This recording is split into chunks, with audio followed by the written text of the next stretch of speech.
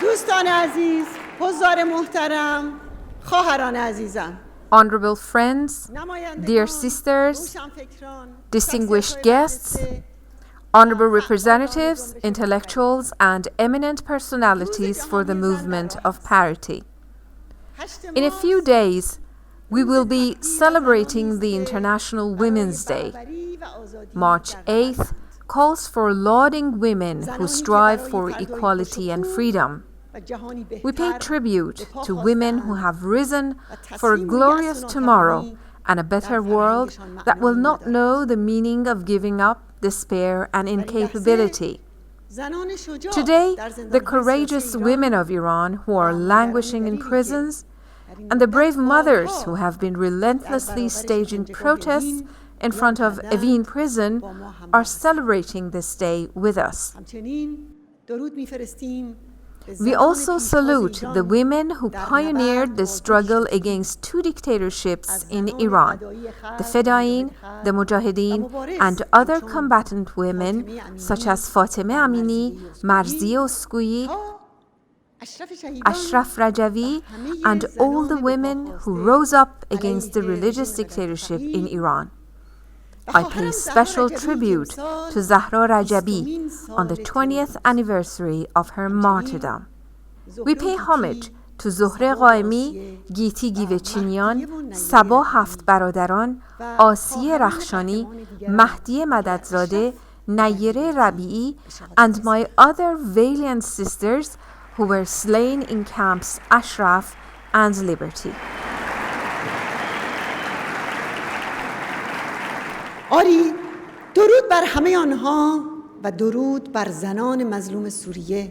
And hail to the oppressed women of Syria who are steadfast despite their great pain and suffering under Russian bombardments or in ISIS criminal attacks or in foreign lands without any shelters. So far, more than 400,000 Syrians, including countless numbers of women and children, have been killed.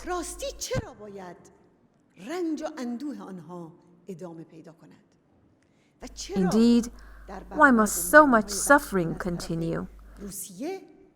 And why does the world acquiesce to Russia's savage bombardments and the crimes of the regime ruling Iran? For those who strive for the cause of gender equality, what duty is more urgent than solidarity with millions of women whose lives are on fire in Syria? For our sisters all over the world, what struggle is more important than confronting the source of war and bloodshed in the Middle East, namely the Velayat-e Faqih regime ruling Iran?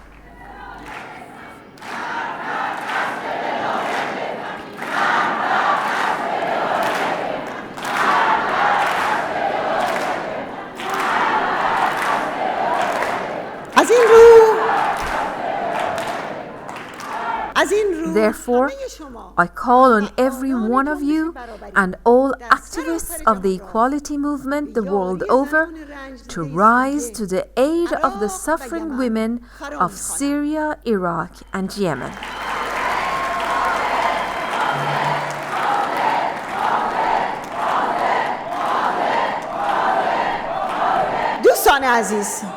دوستان عزیز آخوندها Dear friends, yesterday, February 26th, the mullahs held a sham election. The so-called election was not about electing the people's representatives. The list of names of the rival faction shows that the incumbent and former officials in charge of torture and executions and exportation of terrorism were in fact running against one another. This puts an end to the myth of moderation in this regime. No wonder that this sham election was rejected by most of the Iranian people, particularly by the youth. By holding this election, Khamenei seeks to further concentrate his regime on the war in Syria and on the misogynist suppression in Iran. However, the post-election era will be the beginning of an era of unprecedented fragility and demise of the Velayat-e Faqih, and Khamenei cannot escape the consequences.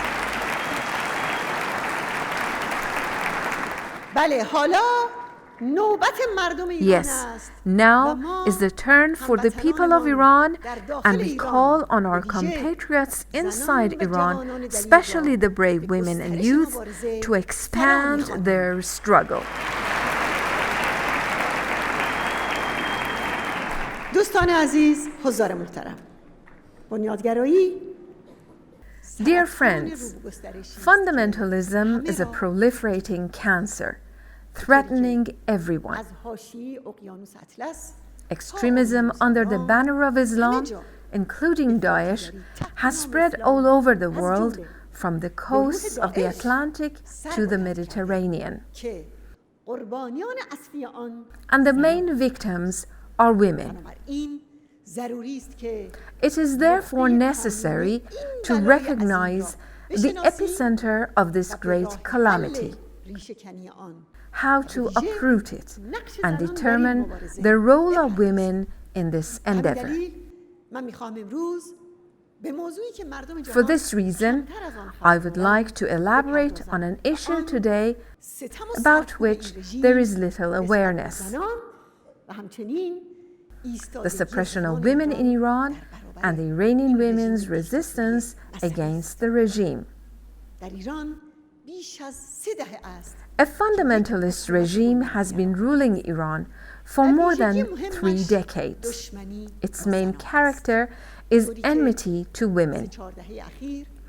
In the past 3-4 decades, nowhere in the world have women been tortured and executed in such great numbers or assaulted in prisons as they have been in Iran. Let us first address the situation in the regime's laws and basic elements of its Sharia.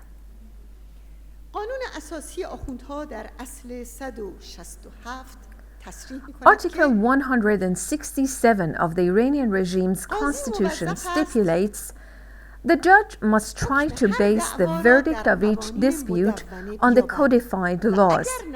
If his attempt fails, he should issue the verdict on the case by referring to reputable Islamic sources or religious rulings. The article thus grants judges freedom of action to cite religious rulings in issuing their verdicts. These fatwas, however, are nothing but those contained in Tahrir al-Wasileh, a book on Khomeini's decrees. A considerable portion of this book is devoted to the means and methods of male domination, imposing inequality on women, sanctioning polygamy, and even legitimizing anti-human treatment of women and girl children. The book contains a number of fatwas on taking female slaves and justifies slavery of women in the Mullah's Sharia. In other words, Khomeini defended slavery in the 20th century. In dozens of other decrees, Khomeini has permitted men to have countless number of temporary wives.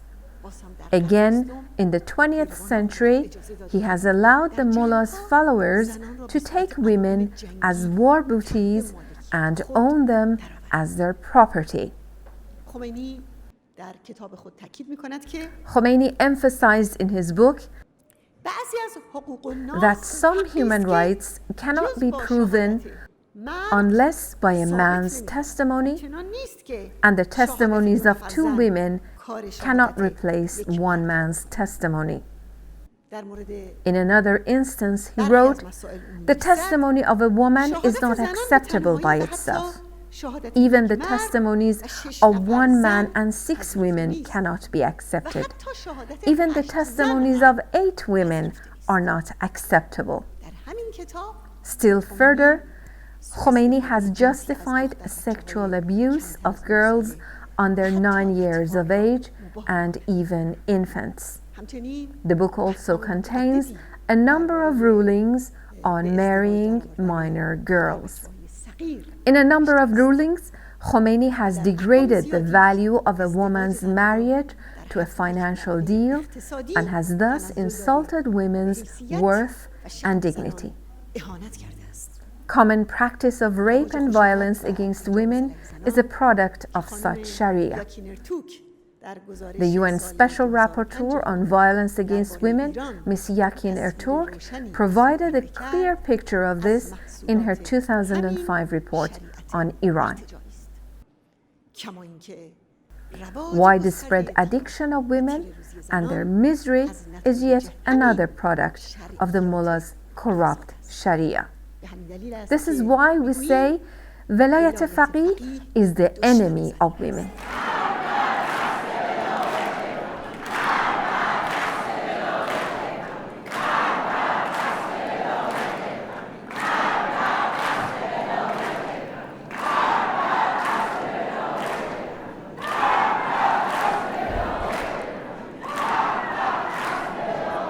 بله این همان ولایت فقیهی است که 37 سال است. Yes, the Velayat-e Faqih and the religious dictatorship has trampled Iran for the past 37 years and set fire to the region.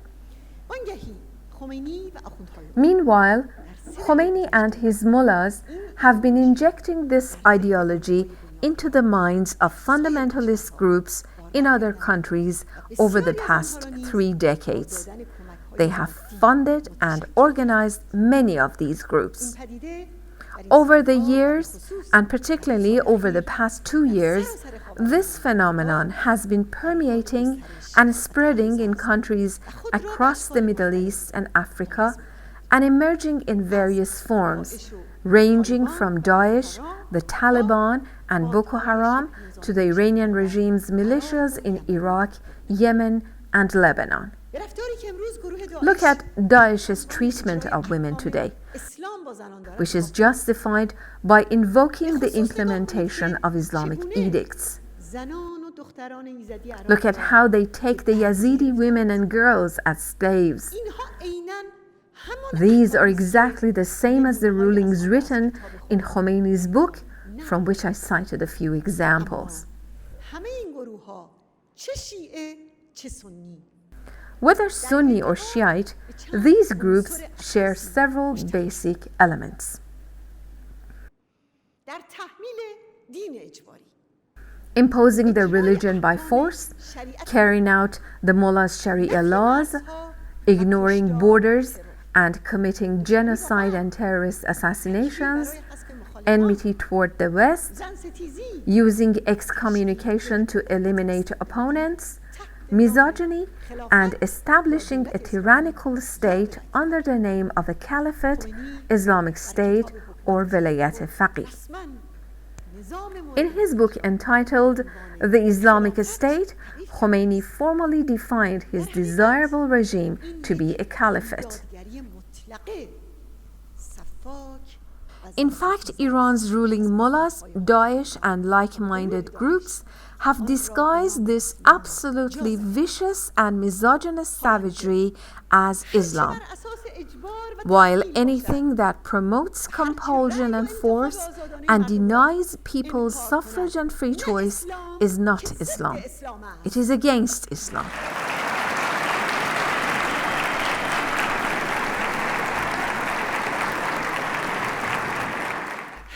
And anything that denies women's equal rights has no place in Islam.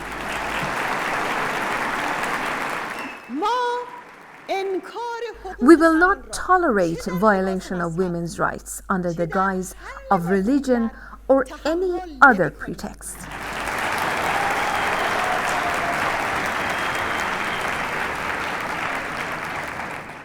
We advocate democratic Islam in the face of extremism, fundamentalism, and exploitation of religion.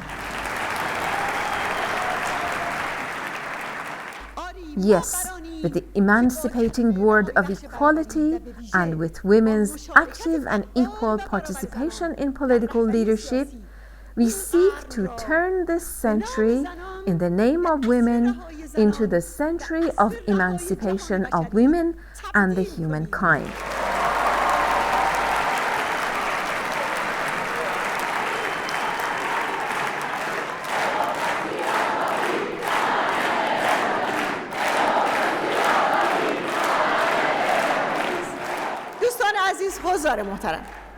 Dear friends, Velayat-e Faqih is the enemy of women because it rules by constant violence and suppression against women. In addition to 74 forms of torture practiced in the regime's political prisons, a large number of young women were raped before execution according to a shameful fatwa. Raping young men and women occurred on an extensive scale during 2009. In addition, the regime has tortured and executed thousands of women for their political activities. Here, at this very moment, I am thinking of Fatemeh Misbah, only 13 at the time of her execution. I am thinking of Mujgan Jamshidi, only 14 when she was executed, and Nushin Emami, who was only 16. I remember women who died under torture and women who were pregnant when sent before the firing squads. Yes, not one, not 100, not 1,000, but thousands of women were executed, sent to the gallows, or tortured to death, stopping thousands of beating hearts who yearned freedom and equality. The victims were thousands of determined human beings, each of whom was a world of compassion and knowledge. In recent years, a large number of women have been executed on alleged charges or for petty crimes. At least 64 women have been hanged in Iran under Rouhani. Rayhan Jabbari, that courageous young woman, and so many other Rayhanas whose names are unknown. These unheard voices, however, must not be underestimated. The tears that no one saw and the moaning that was suffocated must not be underestimated.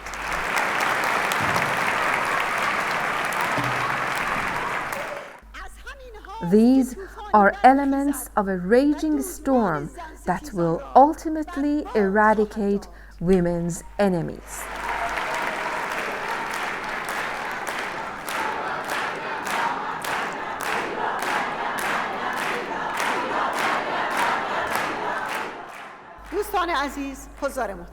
Honorable friends, another area of violence and compulsion in Iran is the mandatory dress code or hijab.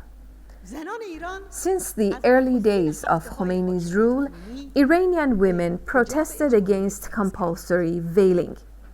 At the time, the PMI women actively participated in demonstrations against compulsory veiling. In his memoirs, Rouhani has admitted how, as Khomeini's representative in the army's politico-ideological bureau, he had initiated enforcement of veil in the offices of the armed forces, and the fact that he personally went to all the offices to make the veil mandatory for all women. A series of laws were also devised to deprive Iranian women from their individual and social rights. A number of agencies are in charge of suppression and especially tasked to counter improper veiling. According to official reports, in a matter of only 1 year, regime agents confronted 3.6 million so-called improperly veiled women on the streets and put 18,000 of them on trial. In fact, they have turned Iran into a great prison for women. 2 years ago, agents of the clerical regime splashed acid on faces of women in Isfahan, and young women like Suhaila, Neda, and Sarah are still burning and suffering from their wounds. Their pain and suffering exemplify the agony of millions of Iranian women. For this reason, we reiterate that Iranian women must be free. They must be free to choose what they believe in, what they want to wear, and how they want to live. And we repeat, no to compulsory veil, no to compulsory religion, and no to compulsory government.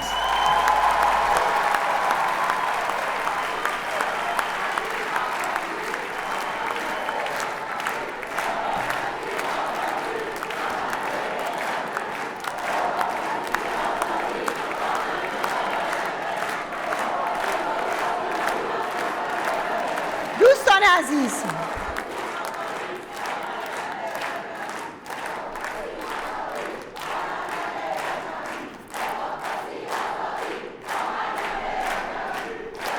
دوستان عزیز،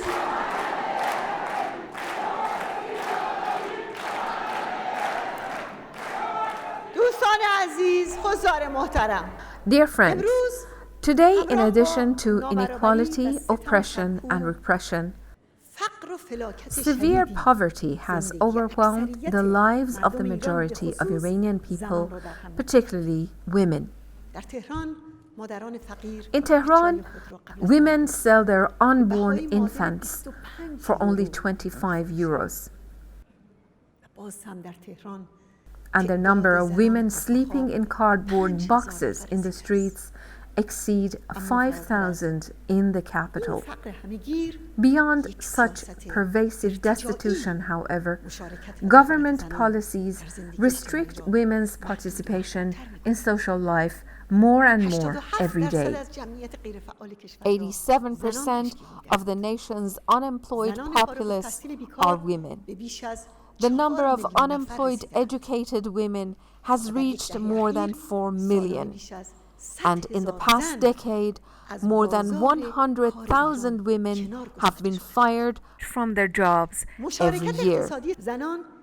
Women's economic participation is less than 13%, and women's political participation is meaningless in this regime. In 9 rounds of parliamentary elections over the past 36 years, a total of only 50 women have been allowed into the parliament, and their participation presently stands at only 3%. Such restrictions constitute the most serious political decision and effort by the Velayat-e Faqih regime to deny women's participation.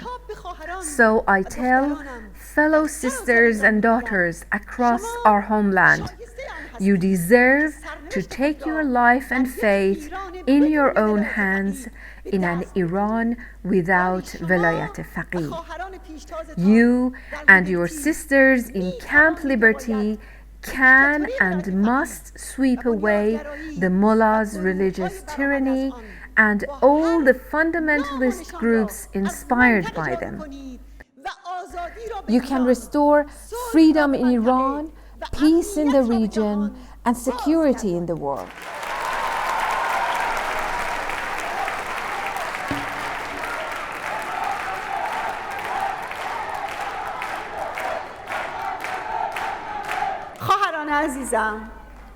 Dear sisters, after the overthrow of the mullahs' religious tyranny, We plan to abolish the death penalty and create a democracy based on freedom, equality, and separation of religion and state. We seek to restore women's equal rights in all areas, including their equal fundamental rights and equality before the law, in the economy, and in the family, as well as their freedom of choice in clothing and their active and equal participation in political leadership.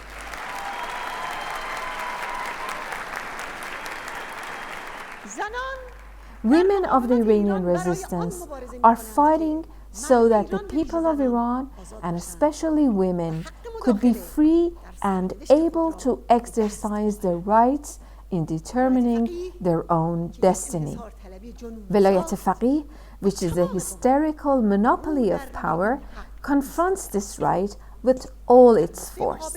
On the opposite side, we emphasize maximum participation of women, namely their equal participation in political leadership.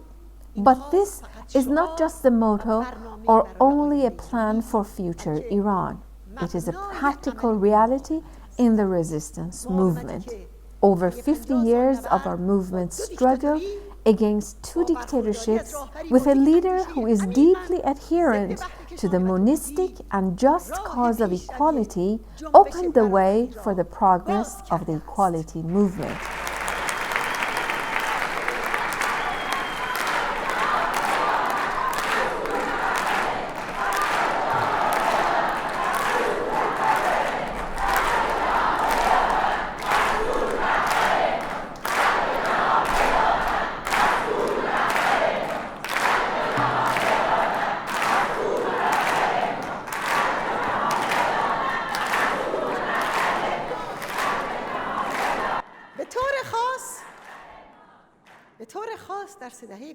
Particularly in the past 3 decades, the PMY has predicated all its actions and relations on the value of equality.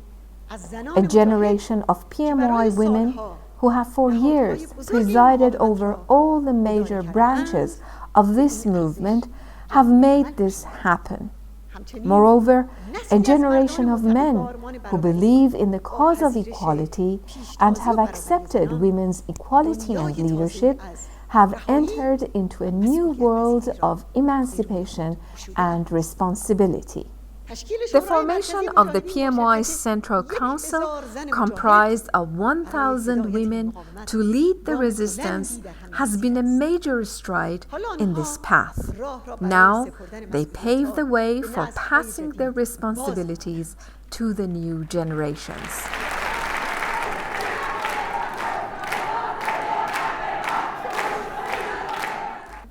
The message of the Central Council is simple.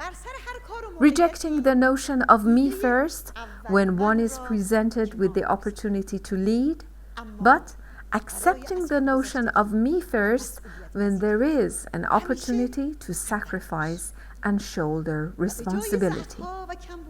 Instead of focusing on shortcomings and weaknesses of others, we must look at their strengths and build a new humane world. My dear sisters, solidarity is our greatest asset. Let us expand our chain of unity from Iranian prisons and infernos of fear in the Middle East to wherever there is oppression. Let us send a new message of emancipation to the world of humanity. Yes, we can and we must.